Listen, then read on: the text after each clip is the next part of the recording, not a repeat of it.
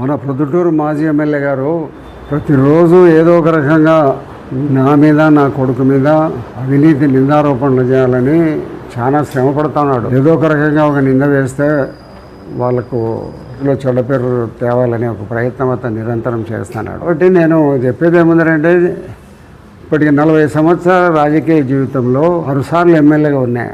6 సార్లు ఎమ్మెల్యేగా ఉన్నప్పుడు ఎవ్వరూ ప్రజలు ఇదో ఈ తప్పు ప్రొద్దుటూరులో ఈయన చేసినాడని ఎక్కడ కూడా ఎవరు చెప్పే పరిస్థితి లేదు. వేలెత్తి చూపటి విధంగా నిజాయితీగా ధర్మబద్ధంగా నా కోసం నేను బతుకుతూ ఉండాలి. నేను కానీ నా కుటుంబ సభ్యులు కానీ ఎక్కడ కూడా నిజాయితీని వదిలిపెట్టకుండా నిజాయితీ కోసం ఎన్ని ఇబ్బందులు ఉన్నాయి ఎన్ని కష్టాలు ఉన్నా కూడా ఓర్చుకొని నిజాయితీగా జీవిస్తాను. ఎక్కడ కూడా ఎవరి దగ్గర చేయి సాపిన పరిస్థితి లేదు. ఈ విషయం ప్రొద్దుటూరు ప్రజలందరికీ తెలుసు. కానీ నువ్వేదో నేను నా కొడుకు మీద నువ్వు రోజు ఏదో ఒకటి మాట్లాడుతూనే ఉండవు. అయితే నువ్వు ఇన్ని మాట్లాడినా కూడా నిన్ను గురించి ప్రొద్దుటూరు ప్రజలకు అందరికీ తెలుసు. మేకవన్య పులివి నువ్వు. నీ యొక్క పరిస్థితి 10 సంవత్సరాల్లోనూ మొన్న గత 5 సంవత్సరాలు అధికార పార్టీలో ఉన్న కాలంలో నువ్వు చేసిన ఎన్నో అన్యాయాలు, అరాచకాలు, అవినీతి పనులు, లంచగొండి పనులు ఎన్నో రకాలు నువ్వు చేసినావు. ఇవన్నిటిని గుర్తుపెట్టుకుంటారు ప్రజలు. ఏదో మర్చిపోయినారని నువ్వేమన్నా అనుకుంటున్నావేమో కానీ ప్రజలందరూ గుర్తుపెట్టుకొని ఉంటారు. జీవితాంతం నిన్నుగా మర్చిపోరు. ఎందుకంటే ఒకవేళ నేనైనా కూడా ఏదైనా కొంతకాలం తర్వాత నన్ను మర్చిపోవచ్చాము, కానీ నీలాంటి అవినీతి పరుని ఎవ్వరు జీవితంలో మర్చిపోయిన పరిస్థితుల్లో ప్రజలు గుర్తుపెట్టుకుంటారు. కాబట్టి నువ్వు నిరంతరము నా కొడుకు మీద నువ్వు నిరంతరం ఏవో రకరకాలుగా చెప్తా ఉండవు. ఏదో మహేష్ అని ఉన్నాడు, కాంట్రాక్టర్లలో మహేష్ కాంట్రాక్టర్ వర్క్స్ చేసుకుంటున్నాడు. అందరి మాదిరిగానే వ్యాపారం చేసుకుంటావు. నువ్వు వేసుకో దాన్ని ఎవరన్నా. నువ్వు గతంలో నువ్వు ఉన్నప్పుడు అంతా నువ్వే చేసుకున్నావు కదా, ఎవరికన్నా ఇచ్చినావా? కాబట్టి నువ్వు ఈ పనుల విషయంలో రోజు నువ్వు మా మీద ఎంత బురద చల్లే ప్రయత్నం చేసినా కూడా మైదుకూరు రోడ్డుకు పోతావు, పొట్టిపాటి రోడ్డుకు పోతావు, ఇంకా ఎక్కడెక్కడో పోతున్నావు. నువ్వు అధికారంలో ఉన్నప్పుడు నీ మీద పత్రికా ప్రకటనలు చేసినప్పుడు నేను ఎవరిది ఏ రోడ్ల మీదకి పోలే, ఎవరికి ఎక్కడ పోయి చెప్పలే. నువ్వు నా దగ్గర 25 సంవత్సరాలు నా దగ్గర ఉన్నావు. అప్పటి నుంచి నీ పరిస్థితి తెలుసు. అప్పటి నుంచి నీ చేతి లాగవము, నువ్వు ఎట్లా డబ్బులు కొడతావు, ఎట్లా డబ్బులు చేతికి వస్తాను, ఎట్లా దాచిపెడతావు అనేది కూడా నాకు తెలుసు. నిన్ను గురించి నేనేదో కొత్తగా నేర్చుకోవాల్సిన పని లేదు. నువ్వేదో ఉన్నట్టుండి నువ్వు రాజకీయాలకు వచ్చింటే నిన్ను గురించి నేను తెలుసుకోవాల్సిన పని లేదు. మీ మామ నా దగ్గర ఉన్నాడు. మీ మామ తర్వాత నువ్వు నా దగ్గర ఉన్నావు. నా దగ్గర 15 సంవత్సరాలు పనిచేసినావు. నేను కౌన్సిలర్గా చేసిన, అదే మున్సిపల్ వైస్ చైర్మన్ చేసి చైర్మన్ కూడా కొంతకాలం చేసినాం. ఇన్ని చేసిన యొక్క నిన్ను గురించి నాకు ఎక్కడ సూది మోగినంత కూడా తాగు లేకుండా నాకు నీ యొక్క పరిస్థితి అంతా తెలుసు. ఆ దగ్గర ఉన్నప్పుడే ఎన్నో తప్పులు చేసినావు. అప్పుడు ఏదో పార్టీకి చెడ్డ పేరు వస్తుందని నేను వెనకేసుకొని కొంత మాట్లాడినాం. నువ్వు ఏదో పోలీసులతో ఎప్పుడో తన్నులు తినాల్సినవని పోలీసుల బారి నుంచి కాపాడినా. నీకు తెలుసా ఇవన్నీ? నువ్వేం చేసిన తప్పులకన్నిటి కూడా నేను పోలీసులతో నిన్ను రాత్రికి పిలుచుకొని పోయి నిన్నంతా ఇష్టం వచ్చినట్టు నేను మీద ఒత్తిడి చేసి బాగా తన్నాలని ఉన్నారు. అది కూడా నాకు తెలుసు. కానీ ఆ రోజు అప్పటికప్పుడు ఒక అర్ధగంట ముందర నాకు విషయం తెలిసి నేను బయటికి పంపించిన. ఇన్నిసార్లు నువ్వు నా దగ్గర ఉన్నావు, నా దగ్గర ఎన్నో పనులు చేయించుకున్నావు, నా దగ్గర చెప్పి అప్పులు ఇప్పించుకున్నావు. అప్పులన్నీ నువ్వు తీసేసి నీ దగ్గర నువ్వేమన్నా రూపాయి నాకు ఎప్పుడైనా ఇచ్చినావా? ఏ కాంట్రాక్టర్ దగ్గరైనా ఇప్పించినావా? రోజుకు 1-2 గంటలు నా దగ్గర ఉంటాన్నావు. ఇచ్చిన వాళ్ళు కానీ నాకు ఇచ్చిన వాళ్ళు కానీ నువ్వు ఎవరిదన్నా ఇప్పించినాడు కానీ ఏమన్నా నువ్వు చెప్పగలుగుతావు? ఎవరినైనా రోజుకు 3-4 గంటలు నా దగ్గర ఉండిపోతానే నువ్వు, నీ బావమరిది, నీ వర్గం అంతా. మరి అప్పుడంతా ఏం లేదే. ఇప్పుడు నువ్వు దూరంగా పోతానగానే నువ్వు ప్రతిపక్ష పార్టీ వైఎస్ఆర్సీపీలో ఉంటానగానే మాట్లాడతావా? ఈ యొక్క అల్లి పుట్టిల్లు మేనమామకు తెలుసునని చెప్పినట్టుగా నీ యొక్క గుట్టు రట్టు మొత్తం నాకు తెలుసు. ఏదో వాళ్ళ మీద ప్రమాణం చేయి, వీళ్ళ మీద ప్రమాణం చేయి, నాకేం కర్మ పట్టింది? నువ్వు ఈ దేశంలో ప్రపంచంలో ఉన్న దేవుళ్ళందరి మీద ప్రమాణాలు ఓట్లు అయిపోయినాయి. వర్షాల కాడ నీళ్లు పోసుకొని పోయి దేవుని దగ్గర ప్రమాణం చేసిన పెద్ద మనిషి నీతో మేము పోటీ పడాలంటే పడే పరిస్థితి మాకు లేదా? మేమేదో నిజాయితీగానే జీవిస్తాం, నిజాయితీగానే చచ్చిపోతాం. ఎన్ని ఇబ్బందులు, ఎంత ఆర్థిక పరిస్థితుల్లో మేము ఇబ్బందుల్లో ఉండబడినా కూడా ఎక్కడ కూడా ఒక సూది మోపినంత ఎవరైనా సరే పొద్దుటూరు పట్టణంలో కానీ, జిల్లాలో కానీ, రాష్ట్రంలో కానీ చూపిస్తే నేను తల ఉంచుకుంటాను. ఎంత ఏం చెప్పినా నువ్వు లేవు. నువ్వు నా మీద ఏదో రోజు మాట్లాడతానమ్మా. ఎన్నిసార్లు మాట్లాడినా కూడా ప్రజలేం నమ్మే పరిస్థితిలో నన్ను గురించి 40 సంవత్సరాల నుంచి నేను రాజకీయ జీవితంలో ఉన్నాను. పొద్దుటూరులో ఎటువంటి క్రిమినల్ పరిస్థితులు పొద్దుటూరులో ఉన్నాయి.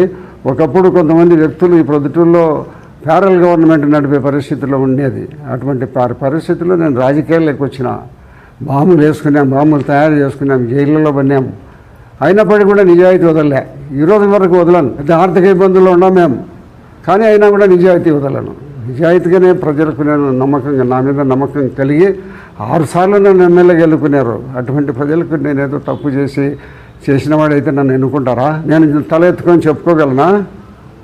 నువ్వు ఏదో రోజు నా మీద మాట్లాడతావు, నా కొడుకు మీద మాట్లాడతావు, ఈడ చేసినావు, ఆడ చేసినావు, ఎన్ని చెప్పినా కూడా ఇది నమ్మరయ్యా. నిన్ను నమ్మే కాలం పోయింది. నిన్ను జీవితాంతము నమ్మరు. జగన్మోహన్ రెడ్డి గారిని కూడా ఎవరు నమ్మరు. ఎందుకంటే మీ 5 సంవత్సరాల గవర్నమెంట్లో ఎన్ని ఆగాయిత్యాలు, ఎన్ని అన్యాయాలు, ఎంతమంది భూములు గుంజుకున్నారు, ఎంతమంది ఆస్తులు లాక్కున్నారు, ఎంతమంది దగ్గర మీరు ఇబ్బందులు పెట్టి జైళ్ళ పాలు చేసినారు. ఇవన్నీ మర్చిపోరా? నువ్వేదో 3 సంవత్సరాలు కాదు, నీకు 30 సంవత్సరాలైనా నీవు వేరే వాళ్ళు ఎవరన్నా వచ్చి గెలుస్తారేమో తప్పక నీకైతే అధికారం లేక నువ్వు వచ్చే పరిస్థితి పొద్దుటూరులో లేరు. పొద్దుటూరులో నేను నమ్మరు. నేను రాజకీయాల్లో ఉన్నా లేకున్నా నేను ఉన్నంత వరకు నువ్వు ఏ పార్టీలో ఉండబడినా నేను నీకు ఎప్పుడు వ్యతిరేకంగా ప్రచారం చేస్తాను. ఈ యొక్క పరిస్థితులు నాకు 30 ఏళ్ళ నుంచి నాకు తెలుసు, 35 ఏళ్ళ నుంచి నాకు తెలుసు. నిన్ను గురించి సర్వస్వం నాకు తెలిసిన పొద్దుటూరులో నేనే ఎవరు లేరు. వాళ్ళ కుటుంబ సభ్యులు, వాళ్ళ రామేశ్వరులు ఎవరైనా తెలిసినామో తప్పక ఎవరు లేరు. నేను నీ యొక్క అంతో ఆంతర్యము టోటల్గా నువ్వు ఎంత లాఘవంగా నువ్వు డబ్బులు కొడతావు, ఎంత మంచి మాటలతో నువ్వు నమ్మించి నువ్వు డబ్బులు కొడతావు అనేది నాకు తెలుసు. నువ్వు ఏదో నేను సత్యహరిశ్చంద్రుని లేదా నేను నిజాయితీగా ఉన్నాను అని రోజు మా మీద మాట్లాడుతుంటే ఎవరు నమ్మేవారు లేదయా.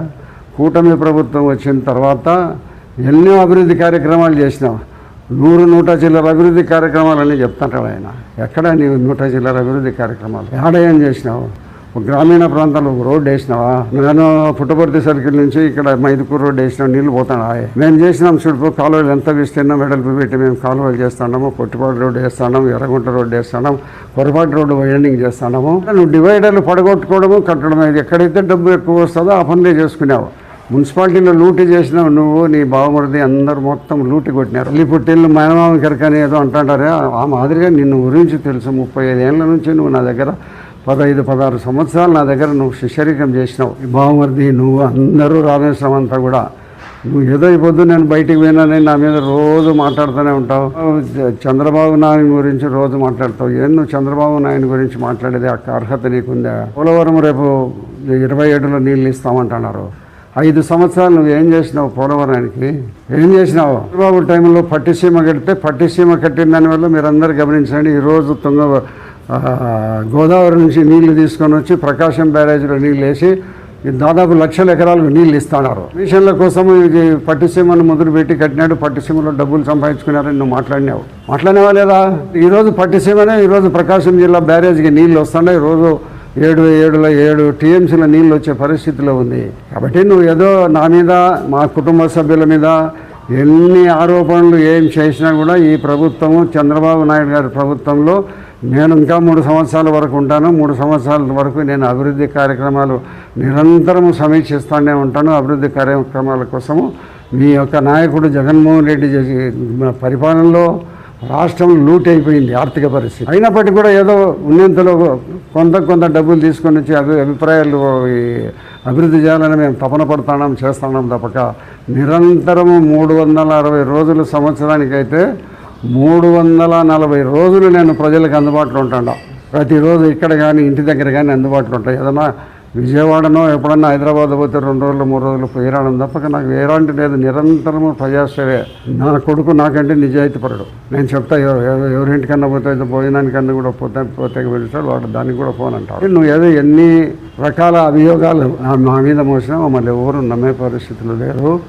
ఈ ప్రభుత్వము, నీవు, నీ జగన్మోహన్ రెడ్డి రాబోయే రోజుల్లో మరొకసారి ఆంధ్రప్రదేశ్లో ప్రభుత్వం ఏర్పాటు చేస్తామని కలలు కంటాడావు. ఈ కలలైతాయి. నీవు మళ్ళా పొద్దుటూరు ఎమ్మెల్యేలు నిన్ను విశ్వసించి మరొకసారి ఓట్లు వేస్తారనే పరిస్థితి నువ్వేమని అనుకుంటున్నావేమో. ప్రజలు నిన్ను గురించి ప్రతి పిల్లోని కాడ నుంచి పెద్దోళ్ళకు 90 ఏళ్ళ వయసు గల నుంచి తెలుసు. నా గురించి చిన్నపిల్లల గురించి 90 ఏళ్ళ వయసు గలకు నా గురించి తెలుసు, నీ గురించి తెలుసు. నువ్వు ప్రజలు మరొకసారి నేను ఏదో అందలం ఎక్కిస్తారని ఆశపడుతున్నావు. ఇంకా 3 ఏళ్ళని కలవరపోతున్నావు. నీకు 3 ఏళ్ళు కాదు 30 ఏళ్ళునే నీకు అధికారం వచ్చే పరిస్థితి లేదు. నీ జగన్మోహన్ రెడ్డిని ప్రజలు తిరస్కరించి 175 సీట్లలో 11 సీట్ల స్థానానికి తీసుకొచ్చినారు. ఇంతకంటే ఘోరం ఉందా ఎక్కడైనా కూడా? ఏ సమయంలో ఇంత ఒక ముఖ్యమంత్రిగా ఇంత ఘోరంగా ఓడిపోయే పరిస్థితి ఎక్కడైనా ఉందే రాష్ట్రంలో? మీకు వచ్చింది మీ జగన్మోహన్ రెడ్డికి,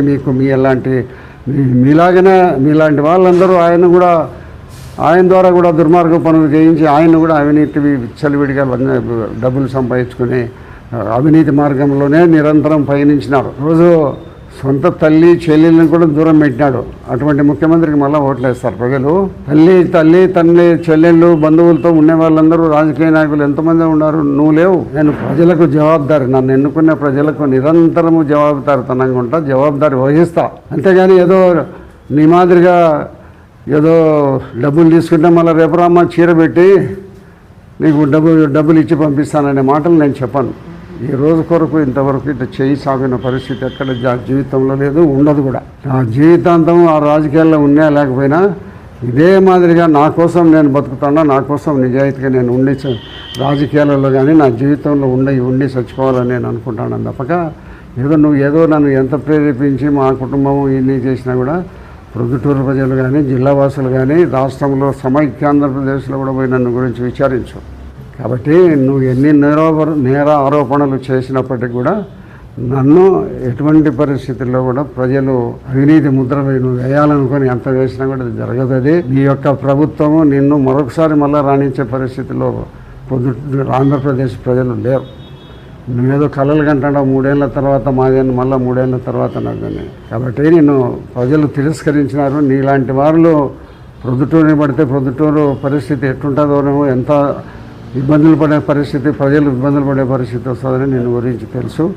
నువ్వు మాట్లాడే ప్రతి మాటను కూడా నిన్ను గమనిస్తూ ఉంటారు. నీ యొక్క ప్రతి ఒక్క మాటను కూడా నమ్మే పరిస్థితిలో ప్రజలు లేరు. అయితే ఏ దేవుని మీద ప్రమాణం చేయను, నాకు అటువంటి అవసరం లే. ఆయన అయితే అన్ని గుళ్ళు అయిపోయినాయి, గుళ్ళు లేవు ఆయనకు. కాబట్టి విపరీతమైన లంచగొండిగా నువ్వు ఉండి వేరే వాళ్ళకు లంచగొండితనం ముద్ర వేయాలని నువ్వు అనుకుంటే నీ సాధ్యమయ్యే విషయం కాదు. నువ్వు రోడ్ల మీదకి పోతావు, రోడ్ల మీద ఏం చూస్తావు? నువ్వు ఉన్నతాధికారులకు ఫిర్యాదు చేయి.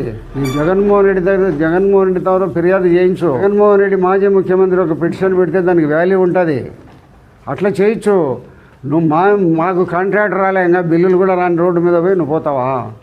మైదుకూరు రోడ్డు మీదకి పోతావు, పొట్టుపాటి రోడ్డు మీదకి పోతావు. నీకేంటి సంబంధం ఏంటి? రోడ్లు మా పని కంప్లీట్ కాలే, ఇంకా బిల్లు కూడా పెట్టుకోలే మేము. ఈ మాదిరిగా ఏదో నాసిరకం పనులు చేసి కొన్ని రోడ్లు వేసినావు. నువ్వు గ్రామీణ ప్రాంతంలో ఉప్పరపల్లె రోడ్డు వేసినావు, ఎన్నిసార్లు గుంతలు పూడ్చినారో చూడు. కానీ బుజ్జోరపల్లెకి రోడ్డు వేసినావు, ఎన్నిసార్లు గుంతలు పూడ్చినారో చూడు. అరకటవేముల రోడ్డు వేసినావు చూడు. ఎక్కడైనా కూడా మా కాంట్రాక్ట్ కానీ మేము చేసే ప్రతి పనిలో నిజాయితీ ఉంటుందా? అయితే కాంట్రాక్టర్ నిజాయితీగా 100 రూపాయలు రోడ్డు వేస్తాడని మేము చెప్పాం. రేట్లలో 10 రూపాయలు ఎక్కువ వేసుకొని తీసుకొని ఎక్కువ ఉన్న దాంతోనే వేస్తాం. రోడ్డు 95%, 90% నిజాయితీగా వేస్తాం. అంతేగాని నువ్వు నేరారోపణలు చేసేది నువ్వు ఉన్నతాధికారులకు పెట్టు, ఉన్నతాధికారుల నుంచి విచారణ చేయమను. విజిలెన్స్ ఉంది, విజిలెన్స్తో ఎంక్వైరీ చేయొచ్చని. క్వాలిటీ కంట్రోల్ ఉంది, క్వాలిటీ కంట్రోల్తో చేయించమను. ఇవన్నీ చేయగానే రోడ్లలో మా రోడ్డుకు బిల్లు రాకముందు నువ్వు గీతలు వేసి ఏం పని నీకు? నువ్వు ఇంజనీర్వా? నువ్వు బాగుండదు ఇంజనీరా? ఉన్నతాధికారులు నువ్వు ఏం చెప్పినా కూడా నీ వల్ల 10 రూపాయలు తగ్గించరు, 10 రూపాయలు పెంచదు, రోడ్డుకు తగ్గదు. నువ్వు తగ్గించాల్సింది, ఇది నాసిరకమని నిర్ణయించాల్సింది ఎవరు? ప్రభుత్వ అధికారులు ఉన్నారు. చీఫ్ ఇంజనీర్ పెట్టు, నీ జగన్మోహన్ రెడ్డితో లెటర్ పెట్టించు. అంతేగాని ఊరికే రోజు రోడ్ల మీద నువ్వు ఆ రోడ్డుకు పోయినాడు, అది రోడ్లు వేసే టైంలో అక్కడ ఉండబడిన వ్యాపారం నిలబడిపోతుంది. నిలబడిపోతే దానికి జవాబుదారీ కాంట్రాక్టరు, మా పార్టీ, మేమా? నువ్వు రోడ్లు వేసినప్పుడంతా ఎట్లా చేసినావు? రోడ్లు నువ్వు వేయలేదు రోడ్లలో. నువ్వు డ్రైనేజ్ కట్టినావు కదా మైదుకూరు రోడ్డు అమ్మడి, అప్పుడు నిలబడిపోలే వ్యాపారము. ఒక్కొక్కరి దగ్గరికి పోయి నీకు ఈ 2 నెలల్లో ఎంత నష్టం వచ్చిందంటే 20 లక్షలు 30 లక్షలు వచ్చిందని నువ్వు చెప్పిస్తావు. రోడ్లు వేసేటప్పుడు ఏదైనా కూడా పొలాలలో పోతాయి. రైతులు తరతరాల నుంచి ఉన్న పొలాలు రైతులందరూ ఇస్తున్నారు రోడ్ల కోసము. ఈ రోడ్లు కూడా బాగుపడాలనే ఒక మంచి సదుద్దేశంతో ఆర్టీసీ బస్ స్టాండ్ నుంచి రిలయన్స్ పెట్రోల్ వరకు 2 పక్కల ఎప్పుడు రోడ్డు తగ్గిపోతుంది. మీకందరూ కూడా గుర్తుంటుంది ఆ రోడ్డు. దానికి డబ్బులు పెట్టి శాంక్షన్ చేసి 10 కోట్ల రూపాయలు పన్నులు పెట్టి దాన్ని వెడల్పు చేస్తున్నాం 100 అడుగులు. ఎక్కడైనా నువ్వు చేసిన పాపన పోయినావు ఎక్కడన్నా? రిలయన్స్ పెట్రోల్ బంకు, ఆర్టీపీపీ దావన ఎన్ని యాక్సిడెంట్ జరిగినా ఎంతమంది చచ్చిపోయింటారు? ఈరోజు మేము డబుల్ రోడ్ వేస్తాం అక్కడ 100 అడుగుల వెడల్పుతో. ఎన్ని నీకు మేము చేసే మంచి పనులు నేను ఓర్చుకోలేకపోయి నువ్వు ఏదో మా మీద బురద జల్లని నువ్వు ప్రయత్నం చేసి మేమేదో విపరీతమైన అవినీతిని లంచగొండి దోచుకుంటాడం, నేను నా కొడుకు పార్ట్నర్ మహేశ్వర్ రెడ్డి గారు దోచుకుంటాడం అని చెప్తాడు. నీ యొక్క చెప్పే మాట 1% ప్రొద్దుటూరు ప్రజలు నమ్మే పరిస్థితి లేదు. నేను ప్రొద్దుటూరు ప్రజలకు జవాబుదారి. నేను ఎక్కడన్నా తప్పు చేసింటే ఏ ఒక్క చిన్న వ్యక్తిగా కూడా ఒక రిక్షా దొక్కేవాడు కూడా నన్ను ప్రశ్నించవచ్చు, నేను జవాబు చెప్తాను. ఎవరైనా సరే ఎక్కడైనా సరే ఛాలెంజ్. మేమేమి ఇక్కడ రియల్ ఎస్టేట్ బిజినెస్ చేయడంలో, ఎవరి భూములు మేము ఆక్రమించుకోవడంలో, ఎవరి భూముల్లో గెట్లు వేసుకోవడంలో, ఎవరిది లాక్కోవడంలో, ఎవరన్నా రియల్ ఎస్టేట్ వేస్తా అండి ఫ్లాట్లు వేస్తే వాళ్ళు డబ్బు కట్టాలి. నీకు అట్ట పరిస్థితి లేదు మాకు.